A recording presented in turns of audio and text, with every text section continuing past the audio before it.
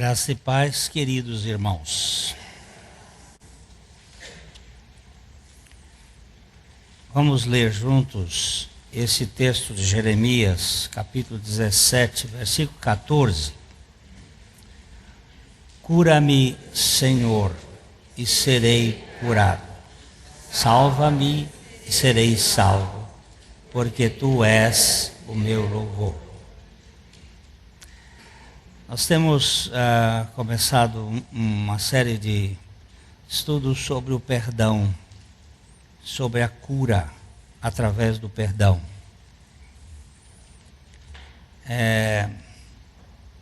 Nós temos muitas feridas históricas que estão muitas vezes adormecidas.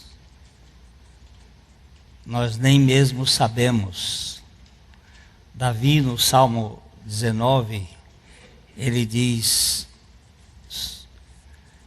expurga-me tu daquilo que me é oculto,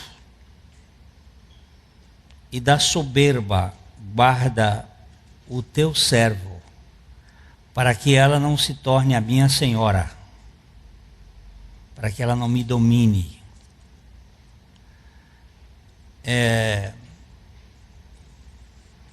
Esse texto que nós lemos, ele tem um contexto.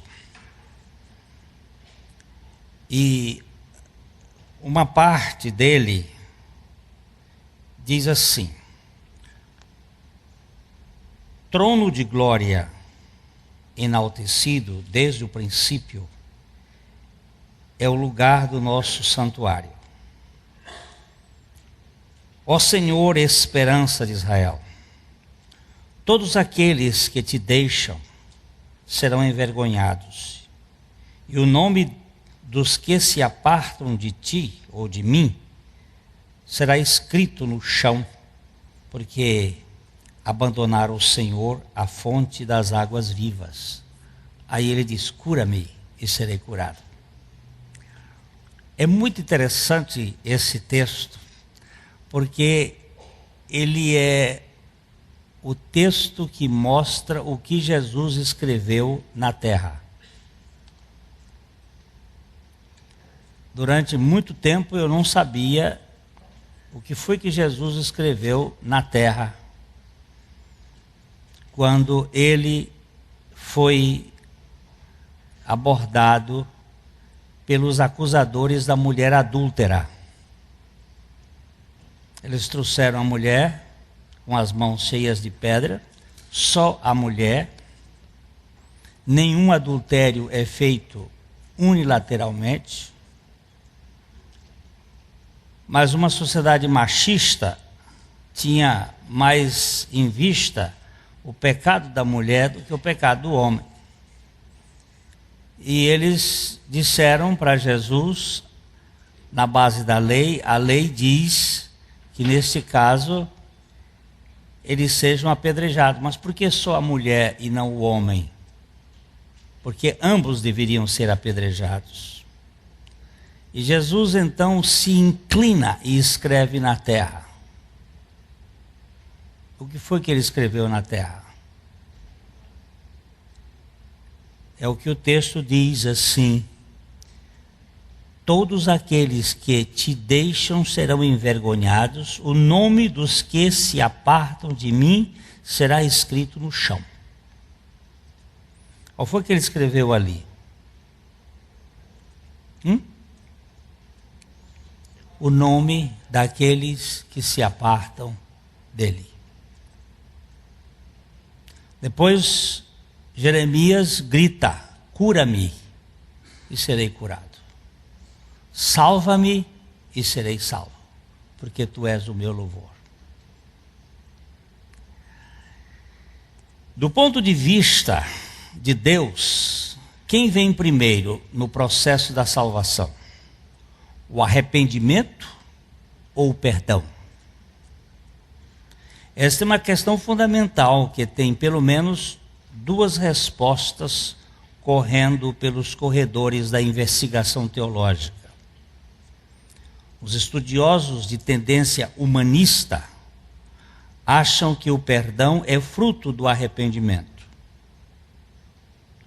Você precisa se arrepender primeiro, para que seja perdoado depois. Uma questão de lei de causa e efeito. Eu quero só ressaltar aqui: humanismo e cristianismo, ou humanismo e graça, podem você começar em Caim e Abel. Caim é o modelo do esforço. O próprio nome Caim significa o seguinte: adquirir um varão com o auxílio do Senhor. Isto é Dona Eva dizendo: eu adquiri, eu consegui. O Senhor foi o coadjuvante, mas eu tenho o papel principal. Isso é que significa Caim, uma flecha de conquista, enquanto que Abel significa um sopro de Deus, e deu a luz a Abel. Graça. Então nós temos ali já os dois pilares que tomam toda a história. E esse modelo humanista acha que o perdão é fruto do arrependimento. Você se arrepende e Deus te perdoa.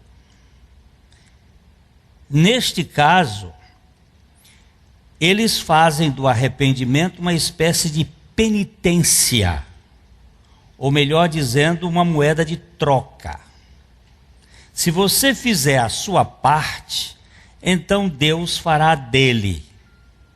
Você será perdoado desde que se arrependa do seu pecado antes da concessão do perdão.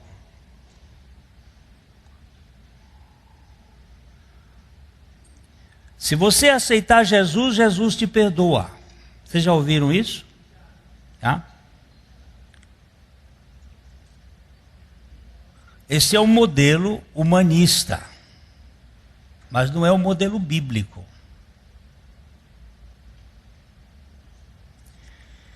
Esta é uma corrente muito apreciada pela meritocracia humana. As pessoas nobres se veem participantes e diretamente responsáveis pelo perdão, como uma parcela notável de contrição pessoal, valorizando a consternação como se fosse sua contrapartida no negócio que envolve a salvação dos pecados. A questão que Calvino levantou foi a seguinte: a natureza humana encontra-se totalmente pervertida ou não?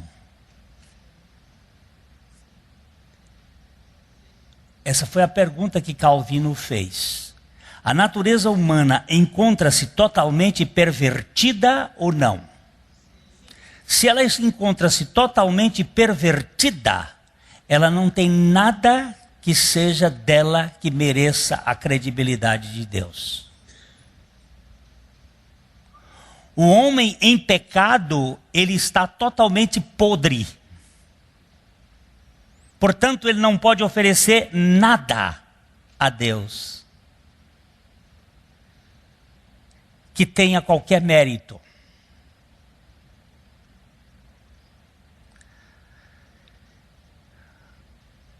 Se não tem para oferecer, não tem troca.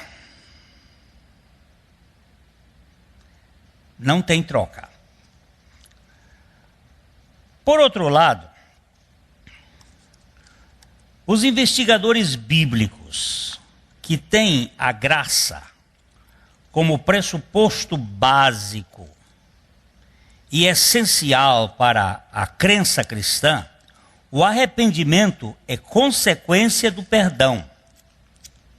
Nós nos arrependemos porque fomos perdoados graciosamente.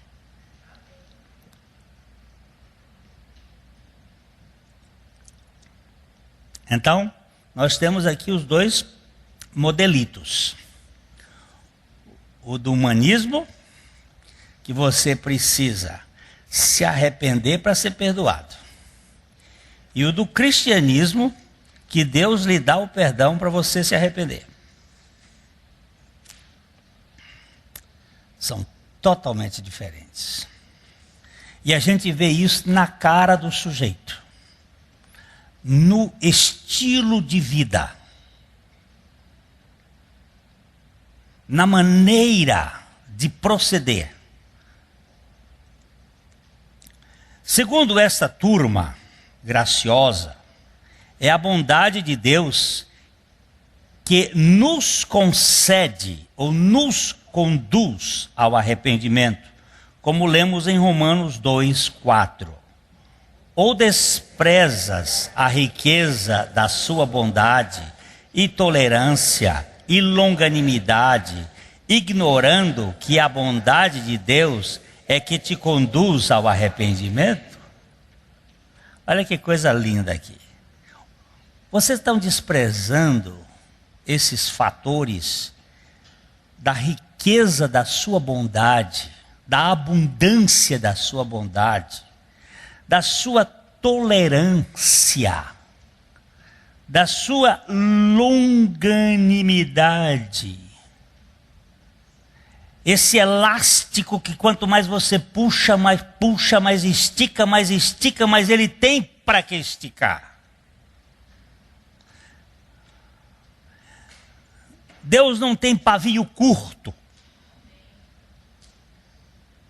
Deus é longânimo. Ele sabe esperar. Quando o filho, chamado pródigo, saiu de casa, o pai deu. Ele foi embora, o pai esperou. Ele gastou tudo, o pai preparou festa. Ele se desgraçou, o pai ficava esperando. Quando o filho voltou, ele não voltou porque ele quisesse voltar, ele voltou porque ele se lembrou que na casa do pai dele havia amor suficiente para recebê-lo. Nem que fosse como escravo, mas eu volto. Só que o pai que é pai não trata filho como servo. E quando ele volta, foi aquela festa. Pergunta quanto tem de cobrança na conversa do pai.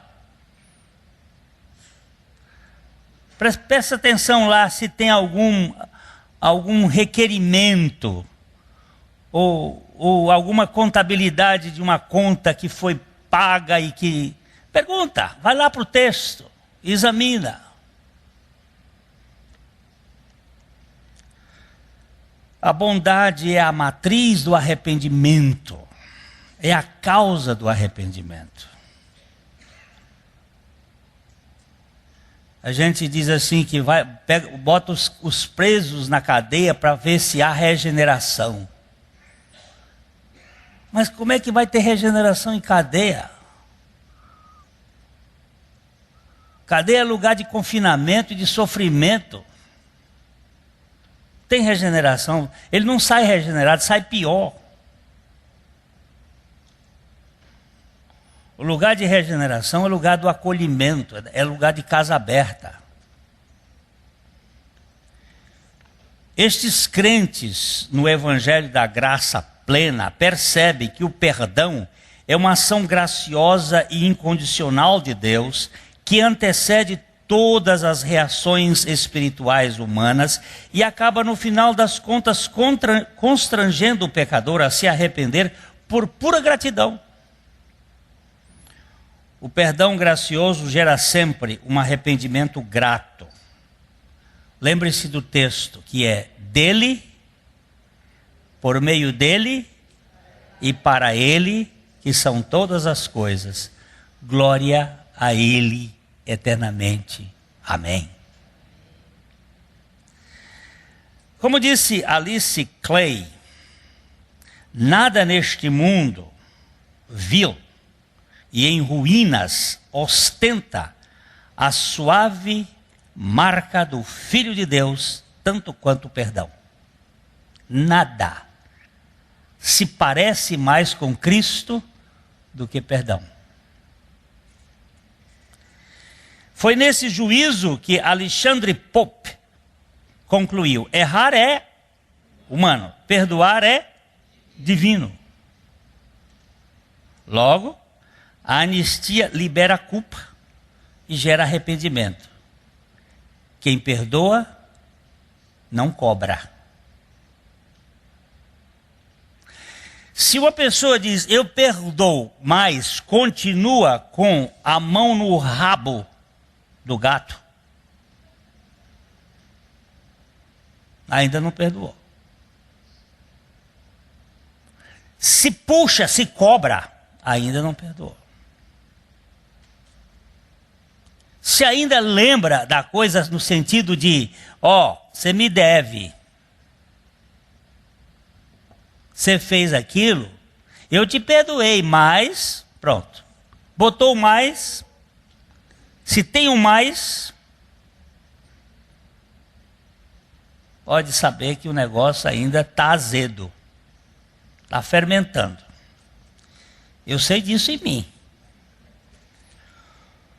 Ora, se não mereço e sou absolvido da culpa pelo sacrifício de Cristo em meu favor, então só tenho que considerar este amor furioso e apaixonado como a causa de me convencer da minha rebeldia, concedendo-me o arrependimento graciosamente, sem qualquer mérito da minha parte.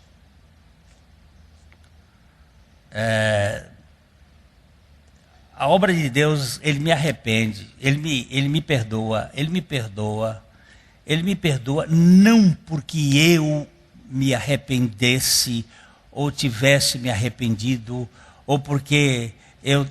O que eu tenho para oferecer a Deus? Por favor. Qual é a coisa boa que eu tenho para oferecer a Deus? Me diz aí.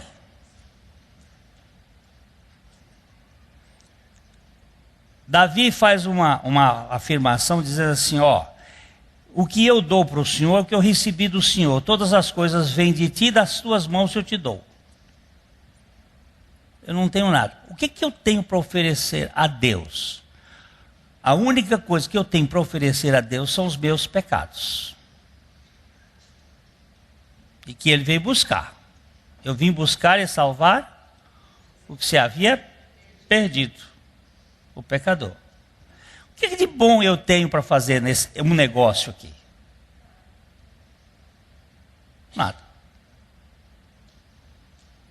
Eu vejo o negócio de Deus sempre assim. Isso foi uma vez conversando com uma pessoa que me ocorreu isso. Eu tenho um Volkswagen 66. Todo bichado. Motor batido.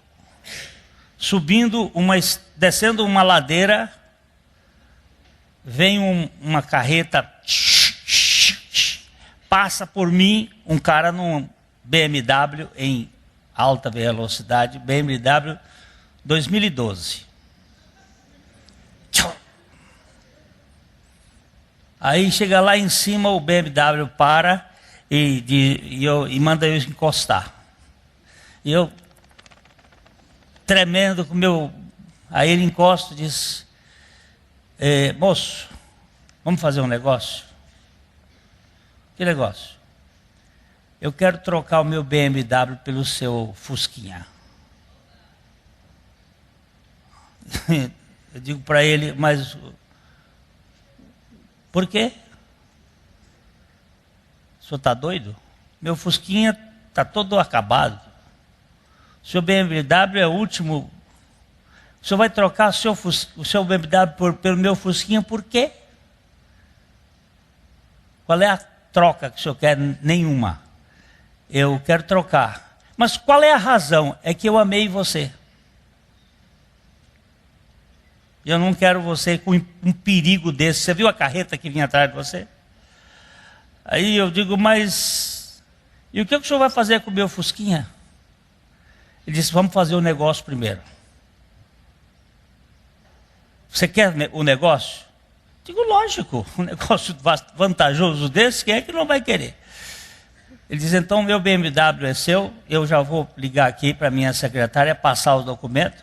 E como é que o senhor vai embora daqui? Ele disse, não tem problema, eu telefono aqui, eles mandam meu helicóptero vir me buscar aqui. E você não fique preocupado, não, eu já estou providenciando tudo. E o que o senhor vai fazer com o meu fusquinha? Meu não, seu não, meu. Agora é meu. Vou tocar fogo. Vou acabar com ele. Vou tirar ele da circulação. Porque ele não serve para nada.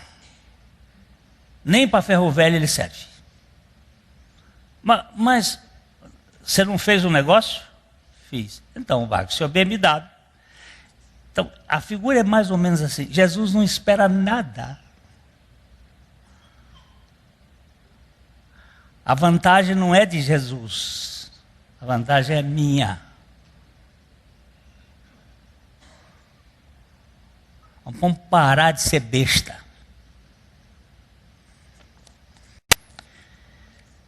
Esta posição me cativa ao extremo, pois vejo sempre em minha vida uma incapacidade total de corresponder ao favor imerecido. Por falar nisto, quero ressaltar aqui e agora, favor merecido me cheira a comércio, negociata, troca, ou até mesmo favorecimento movido por admiração. Há neste caso alguma vantagem rolando pela esteira.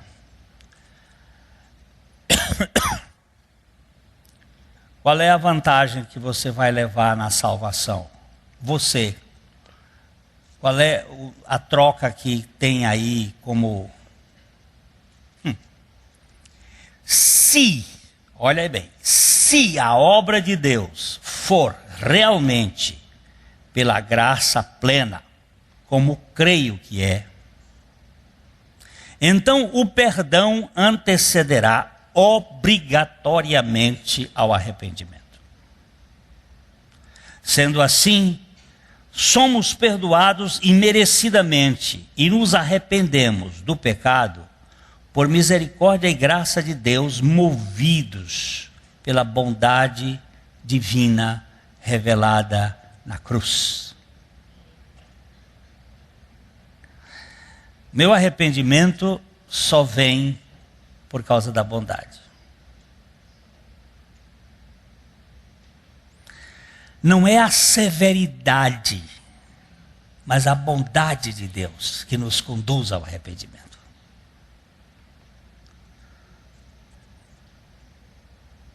Portanto, se formos perdoados graciosamente pela graça de Deus, temos também neste formato gracioso o modelo existencial de nosso perdão.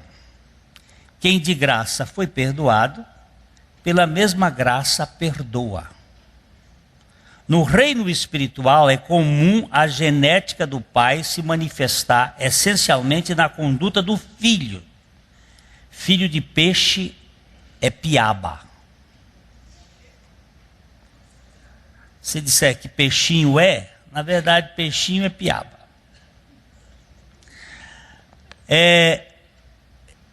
Deus qual é a essência de Deus? Ontem no casamento que participamos aqui, eu disse, há 3 palavras que definem Deus. As 3, para mim, incompreensíveis. A primeira é que Deus é espírito, mas eu não entendo espírito, porque espírito não ocupa lugar no espaço, não tem forma, não tem cor, não tem... Como é que eu entendo espírito? Se todo o meu conhecimento parte das 3 dimensões. Tudo que entra no meu intelecto passou primeiro pelos meus sentidos. Como é que eu vou entender espírito? Não entendo. Depois diz que Deus é luz, mas eu só conheço alguns tipos de luz. E a Bíblia ainda vai dizer que ele é uma luz inacessível. Eu sei que, por exemplo, raio-x é luz. Eu ainda nunca vi um raio-x. mas tem a luz inacessível de Deus. Depois a Bíblia diz que Deus é amor. E nós temos muitas palavras no grego para definir amor, desde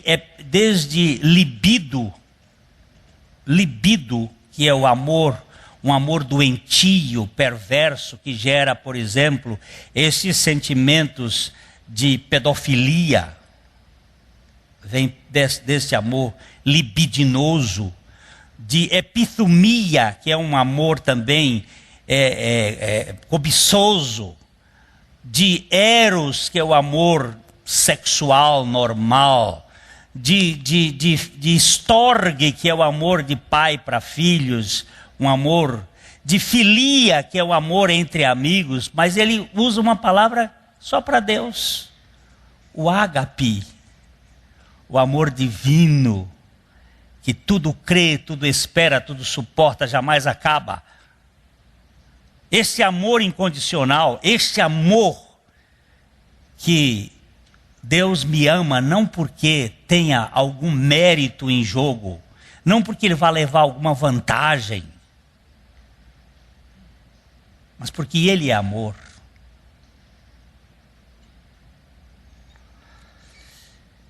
Aliás, podemos dizer, espiritualmente falando, tal pai, tal filho.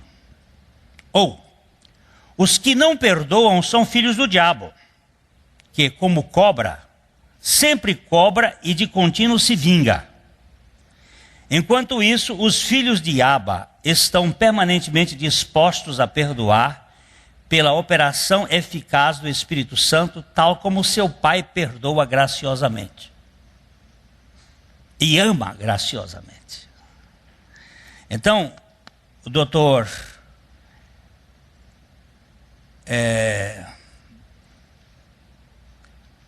aquele pastor da igreja de Moody, Erwin Luther, ele conta a história de um marido que chegou para ele, para o pastor, e disse: pastor, eu quero me separar da minha esposa, porque eu não aguento mais viver com ela. Aí ele disse: olha, a Bíblia diz, maridos, amai vossas mulheres. Ele disse: pastor, mas não dá mais para amar.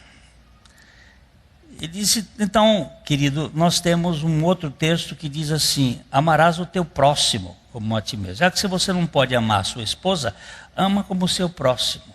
Ela disse: não dá mais, pastor, porque ela me traiu. Ela pisou na bola, ela me deixou envergonhado. Ele disse: então, tem uma terceira opção: amai os vossos inimigos.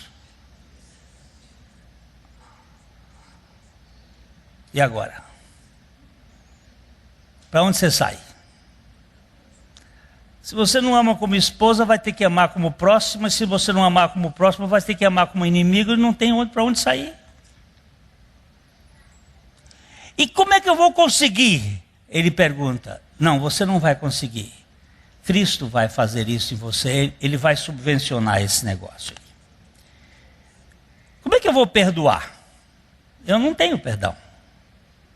Mas Ele vai fazer isso. Todos os que foram perdoados pela graça foram ao mesmo tempo transformados em instrumentos vivos de perdão. Vamos ler Colossenses 3:13. Suportai-vos uns aos outros, perdoai-vos mutuamente, caso alguém tenha motivo de queixa contra outrem. Assim como o Senhor vos perdoou, assim também perdoai vós. Aqui nós temos o mesmo modelo. Assim como o Senhor vos perdoou, assim perdoai vós também. Eu posso contar mais essa historinha, porque eu já contei no livro do Tronco ao Trono, da doutora Lúcia. Estava no hospital do câncer aqui em Londrina, em estado terminal, e eu fui visitá-la com uma irmã que me convidou, e lá chegamos para conversar com ela. Só estava o palitinho vestida com a camisola cor-de-rosa ali, e começamos a conversar, e nessa conversa eu perguntei para ela: doutora, ela é uma médica, a senhora se lembra, sabe mais ou menos quando foi que começou esse câncer? Ela disse uns 3 anos e meio mais ou menos. E eu disse: a senhora por aí, por perto dessa data, teve uma grande amargura na sua vida? Quando eu fiz essa pergunta, essa mulher começou a chorar e se bater na cama, e eu tive que ser retirado com aquela irmã para o corredor, e as enfermeiras tiveram que trocar a roupa de cama e trocar a camisola, porque ela teve uma sudorese, mês de junho, dia frio, ela entrou num choro. Depois de meia hora eu fui convidado a entrar de novo, e aí nós começamos a conversar, e ela foi me contar assim, que quando você cola um papel amarelo num papel branco, uma folha sulfite, e você faz separar uma folha da outra, os pedaços de uma ficam grudados na outra, e fica o branco no amarelo e o amarelo no branco. E ela disse assim: sabe o que é que aconteceu? Os pedaços do meu marido estão grudados em mim. Nós tivemos uma separação agressiva, e eu nunca consegui perdoar. Eu digo: então já sei qual é a etiologia, a origem do seu câncer. São amarguras profundas. Aí nós fomos tratar com ela sobre esse assunto e tal. E como Jesus lá na cruz fez, eu disse: a senhora não gostaria de liberar em Cristo o perdão para o seu ex-marido? Ela ficou assim. Eu digo: olha, eu vou fazer uma oração. Se a senhora achar que as palavras da oração que eu estou fazendo correspondem ao que a senhora tem no seu coração, a senhora repete comigo. Vamos fazer aí uma parceria na oração. Aí eu comecei a orar em favor dela, em benefício dela, e ela veio entrando na oração. E quando houve um momento que eu disse assim: em nome de Jesus e com o perdão de Jesus, eu perdoo meu marido. Ela vinha repetindo tudo. Nesta hora ela trancou a boca e disse: eu não consigo. Aí nós cortamos a oração. A oração não se corta porque você está na presença de Deus o tempo todo, mas a fala. E eu disse para ela: não diga eu não consigo, diga eu não quero. Não consigo. Não, senhora, não é não consigo, eu não quero. Eu não quero porque eu quero ser a vítima, eu quero ser a coitadinha. Eu quero morrer de câncer, para que todos saibam que eu sou a vítima dessa circunstância. Eu quero ser assim, eu quero viver desse jeito. Não diga isto porque a senhora está dizendo uma grande bobagem. Mas eu não tenho perdão. Eu digo: não pedi o seu. Você não tem e nunca vai ter perdão. Com o perdão de Jesus eu perdoo meu marido. Doutora Lúcia, imagine aqui eu, Glênio Fonseca Paranaguá, estou em Nova York, andando na Quinta Avenida. De repente vem o Bill Gates de lá para cá. O Bill olha, abre os braços e diz: Glênio, meu amigo. A senhora está vendo? O Bill é meu amigo. O que você está fazendo aqui? Eu disse: Bill, eu estou vindo aqui aos Estados Unidos porque eu quero comprar um Learjet. Eu estou viajando muito lá no Brasil e eu não tenho um avião, eu preciso, os aeroportos estão um caos. Eu preciso de um avião para poder viajar. E eu vim aqui para comprar um Learjet, mas eu não tenho dinheiro. Porque o Learjet custa 15 milhões de dólares e eu não tenho esse dinheiro. Ele disse: mas isso não é problema para mim. Nós somos amigos do peito.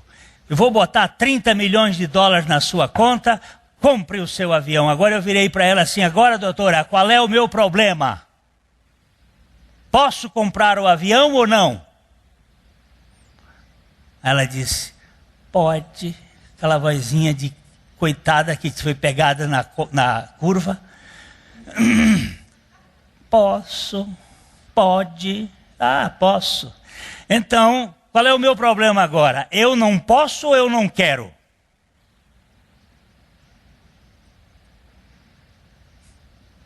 Aí ela virou e disse assim, mas assim, pastor Glênio, é muito fácil. Eu digo, opa, a senhora disse uma palavra que é muito parecida com a de Jesus. Ele disse, o meu fardo é leve. Se é fácil, é porque é ele que faz. Não é você. Agora vamos aqui. A senhora quer continuar a oração com o perdão de Jesus? Ela disse, quero. Mas eu estou achando muito fácil. Eu digo, é fácil mesmo. Então nós vamos embora. E aí voltei, dei uma volta lá e continuei E quando eu cheguei, eu já sabia o nome do marido dela, que eu não vou ter que repetir aqui, porque os dois continuam vivos. Ele disse, e com o perdão de Jesus eu perdoo fulano, e com o perdão de Jesus eu perdoo fulano. E aí ela despencou a orar por conta própria, e eu saí da oração, e ela tocou para frente, e foi uns 5 minutos. E quando ela terminou, ela fez, pastor, cara, saiu uma jamanta de cima de mim. E eu, com os meus trocadilhos idiotas, disse, uma jamanta de cima de uma jumenta.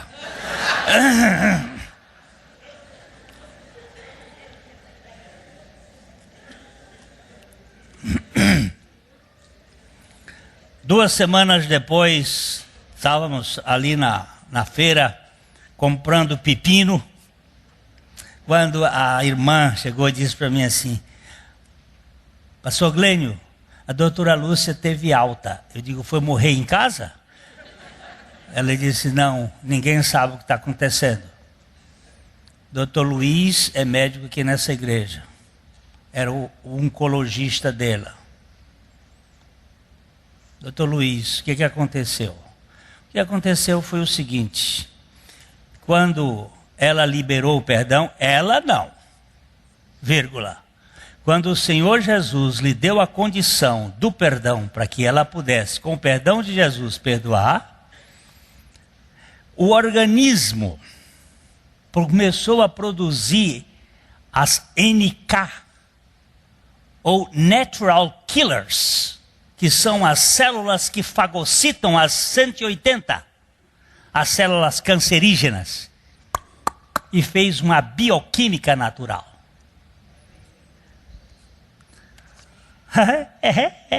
Quem fez o homem sabe como o homem funciona. É que nós não sabemos, nós ficamos aí amarradinhos com a corda curta da jumenta no pé da cama e naquela vitimização. Coitado de mim, é o que fizeram comigo. Pronto, aí o pau canta.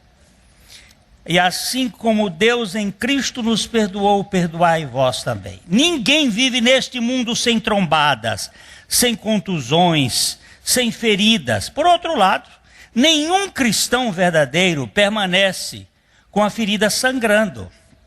Não podemos evitar as lesões, embora possamos, pela graça do nosso Pai, perdoar os agressores. Pela graça, mediante a graça e de graça. Não é possível haver saúde mental e espiritual sem que haja perdão verdadeiro e total. Diante desta frase, alguém me perguntou, o perdão implica no convívio com o agressor? Não, necessariamente. O perdão implica sim na absolvição do agressor, para que o próprio agredido não se torne uma ferida que nunca sare. A cura vem pelo perdão. Cura-me e serei curado. Mas eu não preciso viver com ele para sempre. Mas vamos um pouquinho mais para frente. Mas isso não significa uma convivência obrigatória com aquela pessoa que o feriu. Não há compulsão para quem se tornou livre pelo amor incondicional de Deus. Ninguém deve viver compelido a conviver com o agressor. Há certos casos, por exemplo, de aquela moça que o pai trancou e ele abusou dela e teve filhos com ela há muito tempo. É muito difícil para uma pessoa daquele modo, daquele tipo, ter que conviver com aquele agressor. Mas ela precisa perdoá-lo. Ela precisa perdoá-lo. Não tem outra alternativa, com o perdão do Senhor. Perdoar é um imperativo da salvação e uma expressão categórica do amor liberto de regras, que nos salvaguarda de qualquer conduta determinada pelo dever. Uma pessoa, uma vez libertos da tirania do ego, pela nossa morte e ressurreição com Cristo, ganhamos a condição de vivermos fora do comportamento predeterminados e esperados por legalistas de plantão, a fim de manifestarmos a vida de Cristo com o padrão de nosso viver. Eu vou falar isso porque uma menina aqui da nossa comunidade, desde que eu comecei a contar os abusos que eu sofri, as pessoas abusadas começam a sair da toca e vêm falar. Porque onde você não tem luz, dificilmente você sai para encontrar aceitação. Você fica camuflado. E a menina veio conversar comigo, que ela foi abusada pelo padrasto há muito tempo. E ela disse assim, mas Glênio, eu não consigo conviver com ele. Eu não consigo, eu tenho medo. Eu digo, tá certo. Agora você vai ter que... Isso aí é um tratamento de Deus a longo prazo para tirar as sequelas. Agora, o perdão para com ele você tem que liberar. O alvará de soltura tem que vir. Porque senão você vai ficar, continua na cadeia.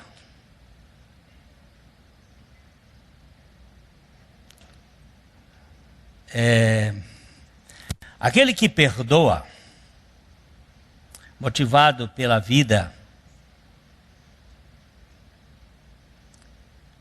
de Cristo em seu ser, pode conviver com o seu agressor, se for para a glória do Pai. Bem como viver distante, longe, fora do seu relacionamento, se também for para a mesma glória do Pai. Agora nós vamos ter que tratar com uma questão da glória de Deus. Senhor, eu tenho que viver com ele ou com ela, com essa circunstância. Então o Senhor vai ter que trabalhar a tua glória, porque nós, como pecadores, ficamos destituídos da glória. E como salvos, nós somos convertidos à glória de Deus. A questão básica agora não é o nosso bem-estar em si mesmo, mas a glória daquele que nos libertou de qualquer camisa de força. A forma que conduz a conduta cristã sempre será o que está em 1 Coríntios capítulo 10, versículo 31. Portanto, quer comais, quer bebais, ou façais outra coisa qualquer, fazei tudo para a glória de Deus. A pergunta é sempre esta: Deus será glorificado nisto?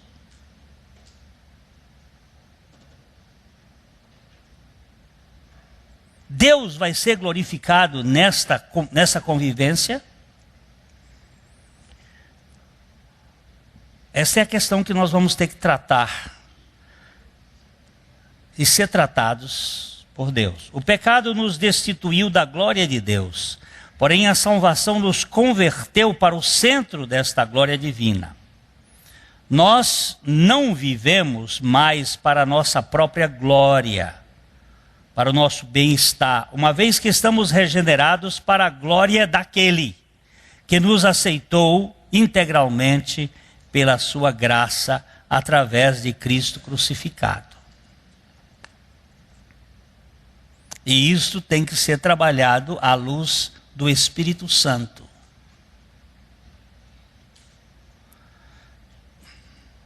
Nenhum cristão é compelido a perdoar. Não há perdão a fórceps e ninguém é forçado a indultar. Na verdade, todo cristão foi gerado pelo Pai para perdoar como Pai. Se eu não perdoar de fato, primeiramente estou assegurando que não sou filho de Deus. Depois me torno um prisioneiro de profunda amargura e as minhas feridas nunca saram. Aqui dentro desse auditório, com certeza, nós temos muitas pessoas que foram violentadas. As violências são de vários tipos. Nós temos violências sociais, nós temos violências psicológicas, nós temos violências culturais, nós temos violências econômicas, nós temos violências de poder, nós temos violências sexuais, nós temos violências, pessoas que foram violentadas e que estão presas, prisioneiras.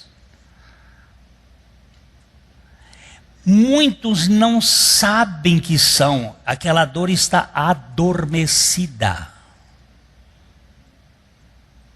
Ele convive com aquilo, mas há uma tristeza lá dentro, contendo a libertação, a liberação, a vida plena, há uma vida doída.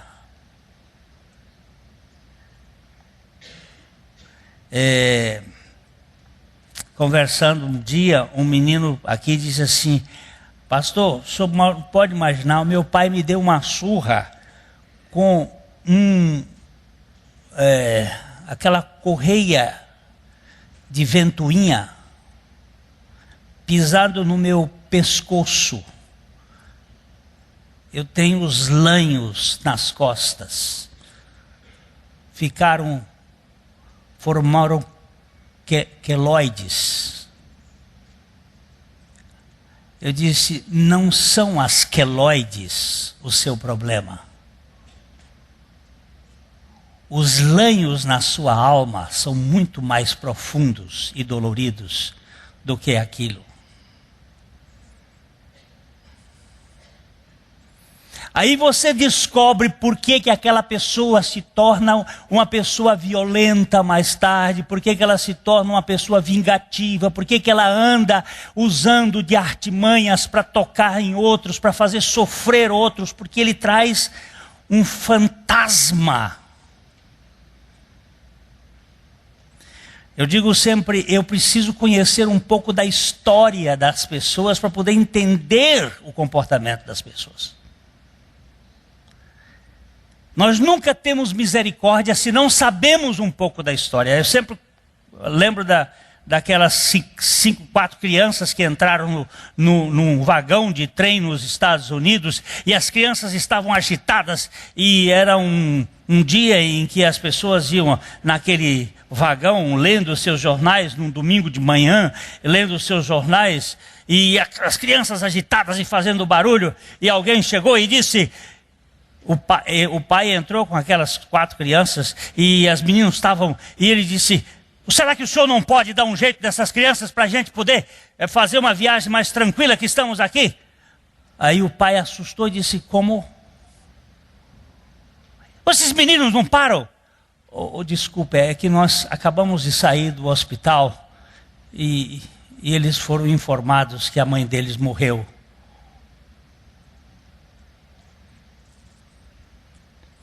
Eles estão agitados assim porque eles não sabem o que fazem.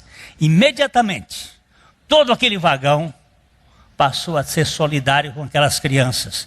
Porque se você não conhece o histórico das pessoas, se você não conhece o que está por trás daquela vida, você não pode usar de misericórdia. E aí você dá o cacete, o cacete, o cacete, o cacete, o cacete.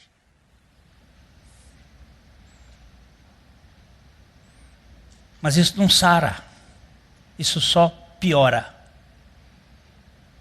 Isso só piora. Alguns dizem que já perdoaram, mas não conseguem esquecer. Eu quero apenas lembrar estes que assim pensam, esquecer como ausência de memória, talvez só por Alzheimer. Podemos rememorar os fatos, o que não podemos é lembrá-los com azedume. Precisamos, antes de tudo, ser desintoxicados da reminiscência amargurada. A gente tem trabalhado com alguns casos assim. Senta. Vamos trazer à tona aquele quadro. Às vezes, dói. Vamos ver as lembranças daquele momento, quando você foi violentado. Vamos trazer à luz, vamos botar os holofotes. Não tenta esconder. Agora, procure ver aqui a grandeza do amor de Cristo na cruz por você. Porque não basta uma terapia boa. Perdão, não basta um diagnóstico bom. É preciso uma terapia boa. O diagnóstico bom é especialmente útil, mas se você não trouxer o remédio, e o remédio, cura-me e serei curado, é por Cristo Jesus na cruz. E ali nós vamos ser tratados. Vai haver libertação. O problema real não se encontra na lembrança em si mesma, mas na lembrança fermentada pelos sentimentos purulentos da infecção do indivíduo, do individualismo. O ego ferido costuma se transformar numa pústula sangrando, o pus da arrogância fétida, que contamina todos os que estiverem por perto. A alma dolorida é mal cheirosa, supura e dá asco.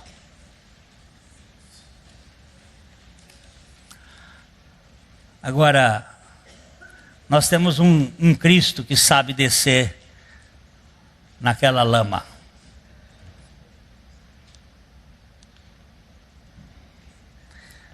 Nós lá no nosso bairro não tínhamos rede de esgoto. Era tudo fossa. Aí o Estado agora botou a rede de esgoto. Só que minha casa fica numa rua assim. A rede de esgoto está aqui, eles fizeram uma coisa aqui. Só que daqui para cá, onde eles puseram, não dá para passar. Eles afundaram 2 metros, só que lá está 2,50 metros. Nunca vi água subir, e muito menos aquela que boia não sobe. E aí o que vamos fazer? É fazer o vizinho, seu vizinho, por favor. Mas o vizinho não queria.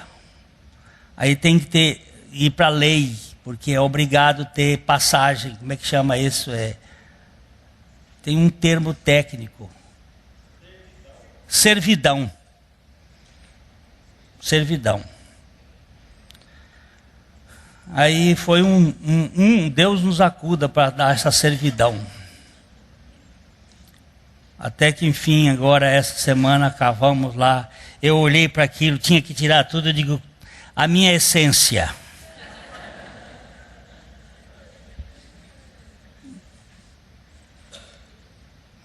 Graças a Deus, porque Jesus desceu num fosso. Sabe como a Bíblia diz? Nas profundezas da fossa. Vai para o texto original, o professor de hebraico está aqui. E nas profundezas da fossa eu clamei a ti, e tu te inclinaste para mim e me perdoaste. Oh, meu Jesus. Um irmão disse para mim essa semana: eu não gosto quando o senhor diz que é podre. O senhor tem valor. Eu digo: é por causa dele que você está olhando. Por minha causa você não me conhece. Você não sabe quem eu sou. Agora, nem eu sei, mas Deus sabe. Sem o perdão custeado pela graça de Cristo de modo irrestrito e unilateral, as feridas nunca saram. E o seu contágio pela baba que escorre da boca que geme, acaba infectando a família, os conhecidos e até os que se propunham a ser amigos, que aos poucos vão saindo de fininho para não ficarem contaminados e aleijados neste convívio adoecedor. Uma pessoa me disse assim: Glênio, por que será que as pessoas estão fugindo de mim? Eu digo: porque você está virando um velho chato. Nós ontem estávamos num casamento e estávamos comentando isso. Meu Deus, não me permita eu ser um velho chato. A velhice tende a agravar os nossos problemas de frustração.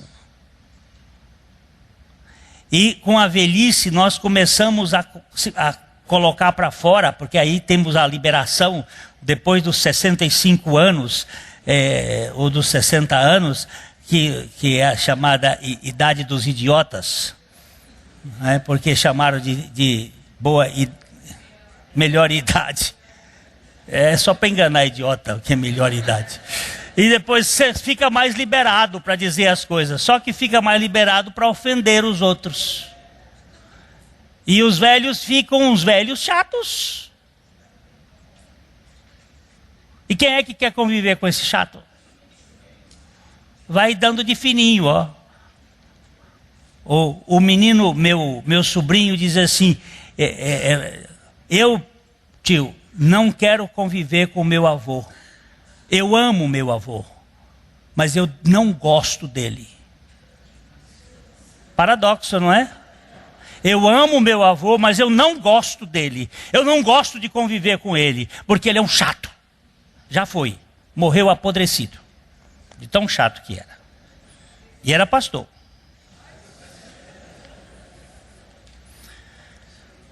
O perdão é imprescindível para a boa saúde. Conversei com um amigo, alcançado agora pela graça, depois de uma traição familiar, que me contou: a pior coisa que fiz foi falar mal da minha esposa após a nossa separação sofrida. Enquanto ele mantinha a dor da infidelidade como álibi do seu vitimismo, desabafava a peçonha da amargura que se contorcia em desgosto na tentativa de expiar a sua vingança, usando a dor para chamar atenção. Isso ele me disse lá na casa dele, há mais ou menos um mês atrás. Ele disse: a pior coisa que eu fiz foi falar mal da minha ex-esposa.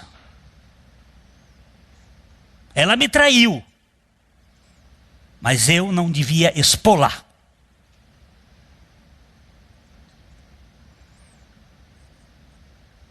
Eu tenho sofrido muitas cacetadas aqui na igreja porque na hora do sofrimento de determinadas pessoas, a gente vai não encobrir o pecado, mas cobrir. Depois vocês vão ler com cuidado o que aconteceu com Noé, quando o cão...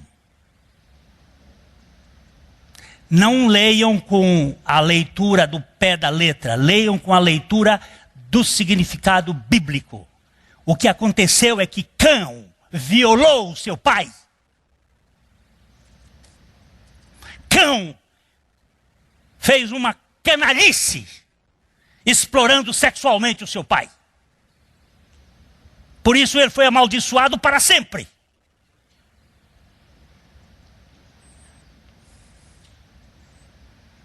Não venham com essas coisinhas periféricas.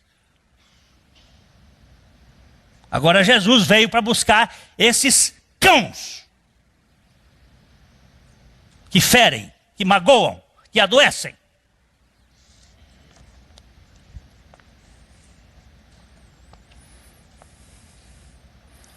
Quando pela graça de Deus, essa pessoa pode liberar o perdão, as coisas mudam. E no caso dele as coisas mudaram quando ele perdoou. Veja agora na sua vida um sopro do amor que só pode vir do trono do Pai. A pessoa que não perdoa vive aqui no inferno, infernizando os outros e sem esperança de alcançar o céu, e é um demônio encarnado, desferindo golpes e ferindo a carne do outro e fazendo sangrar.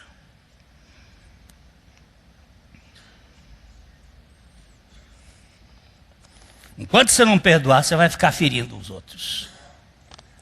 Só o perdão pode sarar as feridas abertas. Apenas o perdão total pode conceder o verdadeiro arrependimento. Então alguém me pergunta se Deus perdoa a todos em Cristo. Sim, com certeza. O perdão de Deus é ecumênico. Ela continua a indagar. Por que, pois, as pessoas que foram perdoadas não se arrependem todas? Se Deus já perdoou, por que elas não se arrependem? Esta é uma tese teológica que também traz pelo menos duas respostas modelares. Alguns dizem que é uma questão da eleição divina. Se a pessoa é eleita por Deus, então ela se arrependerá. Outros sustentam que isso depende só da vontade do sujeito. Se ele não quiser, então nada será feito. Essas são as duas posições. Acredito que há um mistério no assunto que envolve as duas partes. Não creio numa eleição fatalista que escolhe alguns para a perdição, embora creia na eleição em Cristo para a salvação, que implica na decisão responsável daquele que foi vivificado pelo poder da pregação da palavra de Cristo. Urge um milagre na vivificação antes da conversão. Vamos aqui rapidinho dizer. Lázaro estava onde? Sepultado. Quantos dias? 4.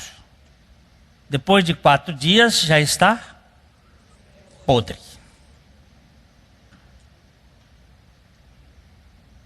Por que Jesus não apodreceu?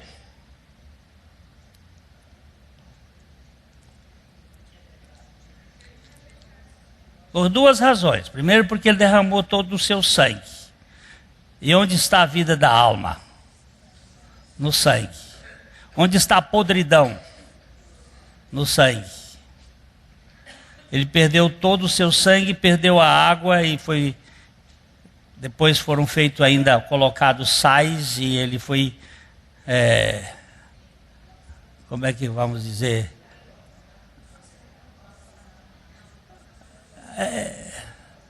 Quase liofilizado, não foi liofilizado, mas ele secou. E ele não ficou 3 dias inteiros, ele ficou em quase 3 dias. Mas Lázaro já estava podre. E Marta não queria nem que Jesus pegasse lá. Aí Jesus chegou e fez o chamado Mysterium Filiae. O que é o mistério da fé? Ele chegou para o morto e disse assim: Lázaro, sai! Se Jesus tivesse dito assim, sai! Todos os defuntos saíam.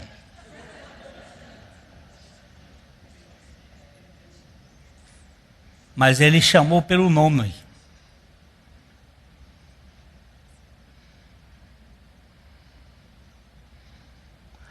O poder da palavra, a palavra da vida. A fé vem pelo ouvir e o ouvir da palavra de Deus.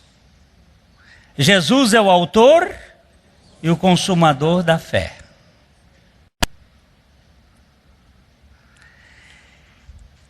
Nós estávamos mortos em delitos e pecados e ele chegou trazendo a fé e sendo a palavra encarnada. E quando você fala de Jesus por algum mistério, chamado mistério da fé, é o chamado Mysterium Fidei, ou o enigma da fé, ainda continua sem um esclarecimento para nós, por se tratar de um assunto não revelado. E como diz Deuteronômio 29, as coisas encobertas pertencem ao Senhor nosso Deus, porém as reveladas nos pertencem a nós e a nossos filhos para sempre, para que cumpramos todas as palavras desta lei.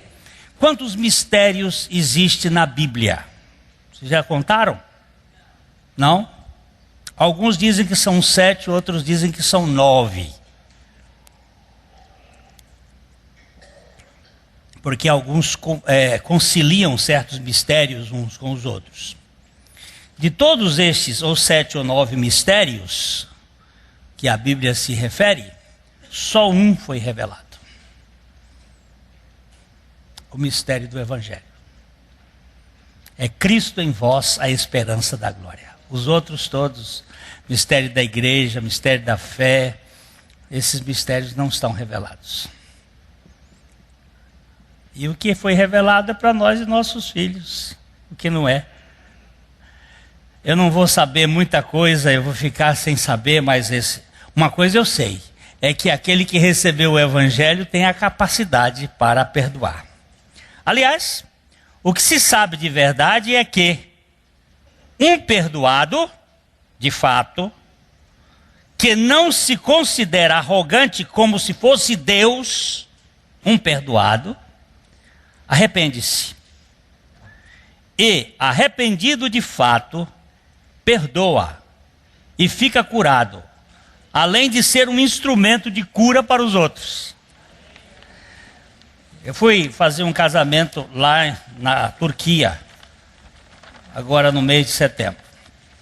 Depois do casamento, uma pessoa estava lá, convidado, chegou para mim e tirou a mão, segurou minha mão e disse assim: eu sou ateu, mas eu gostei muito do que você acabou de falar aqui hoje. Eu disse, aí eu segurei a mão dele antes que ele soltasse, eu disse: você é um grande mentiroso. Na verdade, você não é um ateu, você apenas crê num Deus muito michuruca, que é você mesmo. Um deusinho que não vale nada. Mas há um Deus furioso de amor por você. Um Deus que ama os indignos e que não negocia. Ele dá a fé. Aí ele não soltava mais minha mão. Aí eu vi que ele não queria soltar mais e ele segurou e disse assim: isso faz sentido. Muito bem. No dia que foi fomos fazer como é que se chama esse negócio de livro? O lançamento do livro, A Tumba de Adão, o parente dele veio aí e disse assim, ele mandou um recado para você. Quer que você vá lá jantar na casa dele e disse para você que ele já está crendo. Eu digo, não é ele que está crendo. Você diz para ele que ele não tinha condições de crer nem que a vaca tussa. Foi o Senhor que deu fé para ele. Tudo começa dele, por ele e para ele. Paulo escreveu a carta aos Romanos tentando explicar alguns mistérios. E ele começa falando da criação e das coisas e tal, e ele vem andando e passa pela justificação, e depois o perdão, depois a comorte, a crise, aí mostra o Espírito Santo do capítulo 8, já caminhei bastante, chega no capítulo 9 e ele entra com o problema do judeu que não consegue crer.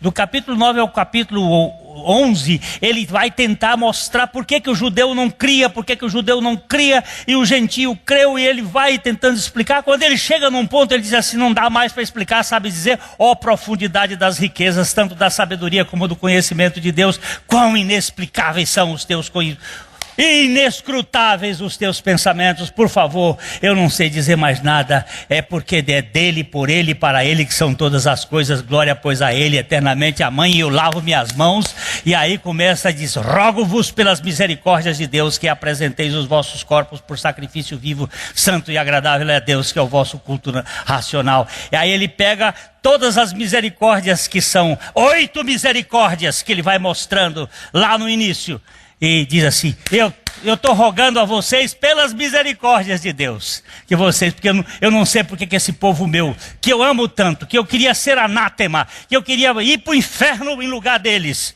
e eles não conseguem crer. Eles têm zelo de Deus, mas sem entendimento. Eu queria que vocês soubessem, que eu não sei explicar, mas é o mistério de Deus, e Ele faz coisas, e faz coisas que nos faz perdoar e perdoadores. Você pode sair agora estendendo a sua mão de perdão para aqueles que lhe abusaram, dizendo, você está solto, vovô, vovó, papai, professor, pererê, pererê. Um irmãozinho aqui estava preso com o pai que já tinha morrido. Filho, vamos embora para o cemitério. Vamos fazer lá um ritual de perdão. Você vai lá para o cemitério. Você quer que eu vá com você? Eu disse, não, pastor. Eu vou só. Eu preciso dizer um bocado de coisa para meu pai hoje. E foi aqui para o cemitério. Esse Pedro. Ele foi lá e no domingo seguinte ele chegou aqui e disse assim, já fiz o exorcismo. Já fiz lá. Soltei, saí aliviado. É só psicológico, mas funciona. Libera, solta. É um rito. A professora Yara sempre diz que tem certas coisas que são rituais, mas são importantes. Por exemplo, o casamento é um rito, a formatura é um rito, o sepultamento é um rito. É uma coisa que você faz, mas aquilo é...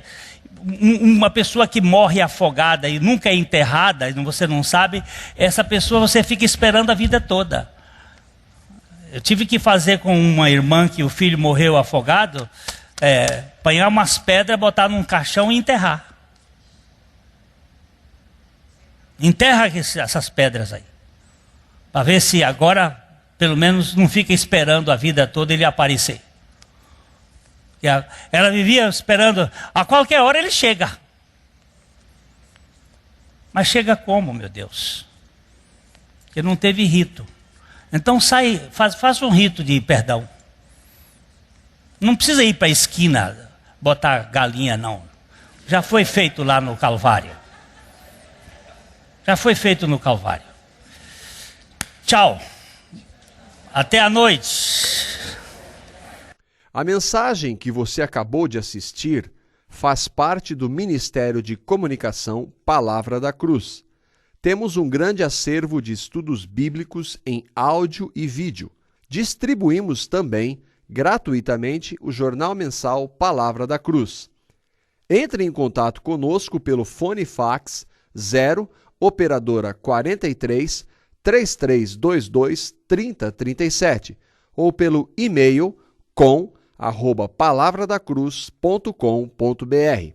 Visite-nos também pelo site www.palavradacruz.com.br. Graça e paz.